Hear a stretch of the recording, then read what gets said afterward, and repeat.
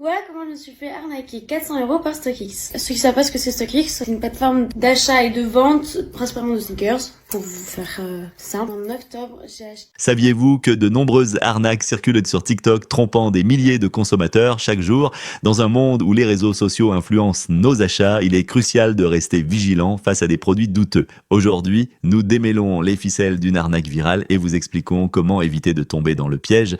J'ai une paire de chaussures dans une boutique de skate à Bordeaux, et elle est assez renommée. J'ai acheté donc cette chaussure-là, c'est une Dunction Cleaver, à 120 €. Cette paire, on va dire, elle est un peu hype. Quand je suis allée sur StockX, j'ai vu que, en la taille que j'avais, elle valait 450 €. Je me suis dit, bon, je vais vendre directement sur StockX, comme ça, je suis sûre que tout se passera bien. Et au moins, j'aurai mon argent, et puis tout ira bien. Je vends la paire à StockX pour une valeur de 440, je crois, dollars, ce qui me faisait pour moi 88 €. J'avais 2 jours pour envoyer la paire. C'était le soir du 8 novembre. L'envoie le 10 au soir. Ils la reçoivent. Je reçois un mail comme quoi, oui, on a bien reçu votre paire. Et au bout d'une semaine, j'ai toujours pas de nouvelles. Je retourne sur l'application, et là, je vois que la vérification a échoué. Je les contacte.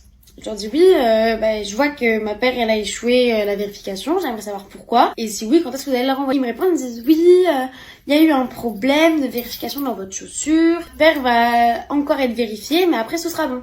Puis une semaine plus tard, toujours rien. Je les recontacte, ils disent oui, alors il y a eu un problème avec la livraison. Renvoyez-moi la paire. Et faites pas un blabla. J'attends une semaine, toujours rien. On est un mois après. StockX, en gros, ils m'ont dit, par rapport à votre paire de chaussures, le colis qu'on a reçu était vide, donc on ne peut pas vous renvoyer de chaussures. Pardon, je sais très bien que j'ai renvoyé la paire de chaussures. Depuis le début, ils me disent que la paire de chaussures va être revérifiée. Normalement, c'était bon, donc ils m'ont jamais dit que la paire n'était pas là. Ça a vraiment m'énervé. Je leur ai dit, envoyez-moi les preuves que le colis est arrivé vide. Du coup, là, ils me disent, on pourra pas vous envoyer des preuves et on reviendra pas sur notre décision est close et voilà. Un peu une blague, j'espère. Ils m'ont littéralement volé ma paire. Ou alors, c'est le livreur UPS qui a volé ma paire. Sauf que depuis le début, eux, ils m'ont jamais dit qu'ils avaient reçu un colis vide. Ils ont aucune preuve, physique, photo, que le colis est vide. C'est super, j'adore. Donc, je sais pas si vous avez des solutions pour que je fasse quelque chose. Je suis actuellement en train de contacter UPS pour voir si je peux pas me faire rembourser vis-à-vis d'UPS. Je trouve ça aberrant. Cette personne débute bien l'année puisque la CAF vient de lui faire un virement de 100 000 €. C'est pas des bêtises, cette personne est venue sur un forum demander des informations parce que elle ne comprenait pas pourquoi elle allait recevoir une telle somme. Enfin, il y a deux suppositions. Soit la personne n'a jamais fait la demande concernant le RSA et du coup là la CAF lui doit de l'argent. Ou la deuxième hypothèse, ce serait que la CAF s'est trompée et fait une erreur de frappe en termes de zéro. Soit elle lui doit 1 000 € ou 100 €. En tout cas, la CAF a vraiment de l'argent pour qui elle veut. Cette personne était très étonnée de recevoir une telle somme. Ça se comprend. Je sais pas ce que vous en ferez, vous. Est-ce que vous le garderez ou vous le rendrez à la CAF? Le mieux à faire quand c'est ça, c'est de contacter la CAF parce que après, c'est eux qui vont venir piocher sur votre compte. Bon, après, là, ça semble être une personne qui travaille une fois sur deux. Donc, je doute fortement que cette personne ne rende pas l'argent. D'ailleurs, elle était en stress sur le forum et il y a des gens qui jalousaient même une telle somme. Ça, c'est une belle feignasse qui n'ira jamais travailler de sa vie. C'est quasi sûr. Bonjour, mère isolée avec un enfant, je suis de nouveau enceinte, je recherche un T3 ou T4. Il n'y a rien qui va dans ce message. Déjà, elle est mère isolée. Donc, mère isolée, ça veut dire que t'es célibataire avec un enfant. Au niveau de la CAF, t'es déclaré comme ça. Mais, madame, elle est encore de nouveau enceinte. Oh, bah, c'est bizarre, tiens. Elle est pas si mère isolée que ça, j'ai envie de vous dire. De plus, madame, elle recherche un T3 ou un T4, elle vise haut. Toi, tu fais la demande au niveau des logements sociaux, tu travailles. Ah bah t'es en attente depuis 10 ans, ben ouais, pourquoi? Parce que ces gens-là, ils passent devant toi. À quel moment tu vas rechercher un T3 ou un T4?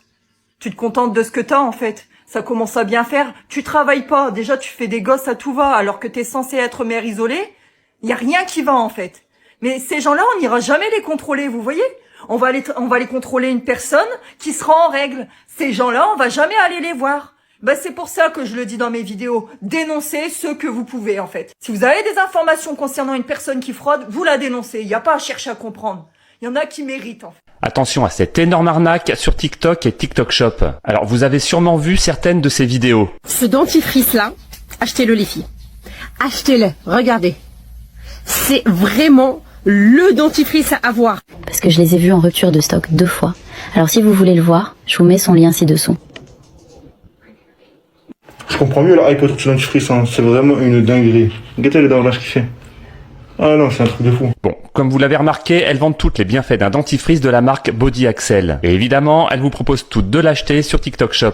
Ce dentifrice aurait une propriété incroyable, il blanchirait totalement les dents. Sauf que ce produit n'est qu'une grosse arnaque et je vais tout vous expliquer. Premièrement, ce dentifrice contiendrait de la niacinamide qui, selon le fabricant, serait l'agent qui permettrait de blanchir les dents. Oui mais voilà, absolument aucune étude dans le monde n'a prouvé que la niacinamide avait le pouvoir de blanchir les dents. Et ça, c'est quand même très embêtant. Deuxièmement, les avis clients. J'ai rarement vu un produit avoir autant de mauvais avis sur Amazon. Dans la première partie, on a assisté à un véritable imbroglio autour de la vente d'une paire de chaussures. L'expéditeur peine à obtenir des réponses claires et se retrouve sans preuve tangible concernant le colis. Ce flou laisse planer le doute sur l'intégrité du service et soulève des questions sur la transparence des transactions en ligne. Dans la deuxième partie, on va plonger dans la face cachée d'un produit très controversé en ligne. Arnaque, fake, nul et mensonge sont les adjectifs qui reviennent le plus souvent pour qualifier le dentifrice Body Axel. Autrement dit, il semble bien que ce dentifrice soit totalement inefficace. Troisièmement, et si on cherchait qui est le fabricant de ce produit? Alors moi, je suis simplement allé sur le site de Body Axel, c'est-à-dire bodyaxel.com. J'ai passé en revue absolument toutes les pages du site et je peux vous garantir qu'il n'y a absolument aucune information concernant le fabricant du produit. Aucune information légale, aucune adresse postale, aucun numéro de téléphone, il n'y a absolument rien qui permet d'identifier qui se cache derrière la marque Body Axel. Avouez quand même que c'est pas très rassurant. Alors, il y a quand même une information intéressante sur le site de Body Axel. Apparemment, l'entreprise aurait été fondée par le docteur Samuel Thompson qui aurait exercé pendant 15 ans en tant que dentiste à Los Angeles en Californie. Mais là encore, quand on cherche, on ne trouve aucun Samuel Thompson qui aurait exercé en tant que dentiste à Los Angeles. Et ça aussi, c'est plutôt très embêtant parce que ça ressemble quand même à un gros mensonge. Alors, il y a quand même un dernier petit indice intéressant. Le nom de domaine de la marque, c'est-à-dire bodyaxel.com, a été acheté par une société chinoise. On peut donc imaginer que la société qui se cache derrière la marque Body Axel est une entreprise chinoise. Je vous laisse imaginer les conditions de fabrication du produit qui ne respectent probablement aucune norme ni aucune réglementation de sécurité sanitaire. Donc, je résume point par point. Aucune étude n'a jamais prouvé que la substance contenue dans le dentifrice Body Axel pouvait blanchir les dents. Les avis des clients ayant utilisé ce dentifrice sont globalement très mauvais.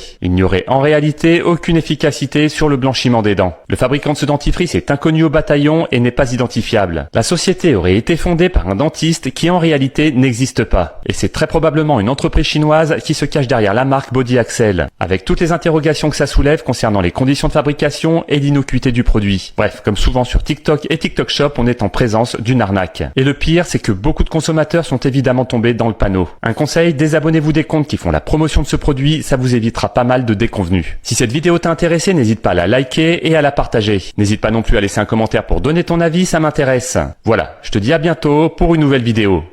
Ça, c'est le truc qui me dégoûte le plus quand je prends un Airbnb. Regardez, ce mec est en train de montrer l'une des plus grosses arnaques des Airbnb en faisant simplement des micro-vibrations sous le KitKat. Je sais pas si vous vous rendez compte, mais ce mec est en train de nous sauver la vie. Si t'as pas compris, c'est normal. C'est pas du KitKat qu'il faut avoir peur dans les Airbnb. C'est de tous les frais que tu n'es pas au courant que les vendeurs Airbnb vont rajouter à l'appartement. Bah, toi, le premier truc que tu vois quand t'es sur l'application, c'est le prix par nuit. Là, tu te dis 32 € par nuit, c'est vraiment pas cher. Qu'il y a plein de vendeurs Airbnb, ils font exprès de mettre un prix par nuit pas cher. Ils vont rajouter plein de petits frais qui vont s'accumuler et qui vont faire un énorme prix à la fin. Un 45 € de frais de ménage, encore 20 € de frais de service alors que t'as pas besoin de service. Même des vendeurs Airbnb qui rajoutent des frais de retard. Tu dois rajouter par exemple 15 € si tu veux arriver au-delà de 18 h. Toi t'es là, tu te fais fumer parce qu'un séjour qui allait te coûter 100 €, bah il te revient 200, 300 €. Laisse tomber, c'est trop tard, tu peux même pas te plaindre parce que t'as déjà payé, t'as déjà cliqué. Donc pour éviter ce genre de truc, vous allez dans l'application et vous allez cliquer sur détail du prix. Alors à ce moment-là, justement, vous allez pouvoir voir les frais de service Airbnb. Bon, t'as des vendeurs Airbnb qui mettent pas de frais de service, faut les trouver. Bon là, 10 € c'est pas beaucoup, mais il y en a qui vont mettre 30, 50, 100 € de frais de service Airbnb. Gardez bien un truc en tête, ce n'est jamais le prix qui est affiché qui compte. Non, dis-moi si toi t'as déjà pensé à regarder ça ou si t'as cliqué comme tout le monde se regardait.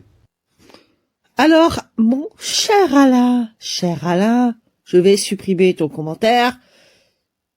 Cessez de faire des dons au Resto du Cœur et à toutes les associations qui refusent d'assumer leurs principes en interdisant le porc. C'est une aberration totale. Pour ma part, je refuse de donner. Alors, on se renseigne avant de poster ce genre de commentaires. On se renseigne.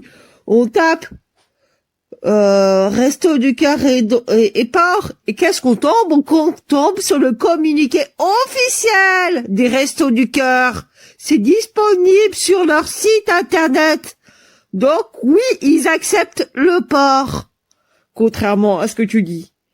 Et non, je ne cesserai jamais de donner aux associations humanitaires. type Resto du Cœur, banque alimentaire. Voilà. Oh, laisse-moi rire. Anticiper les imprévus. Mais à quel moment ils te demandent de redéclarer les mêmes montants qu'il y a 3 mois? Il y a une erreur là. C'est leur erreur, c'est de leur part, c'est pas la mienne.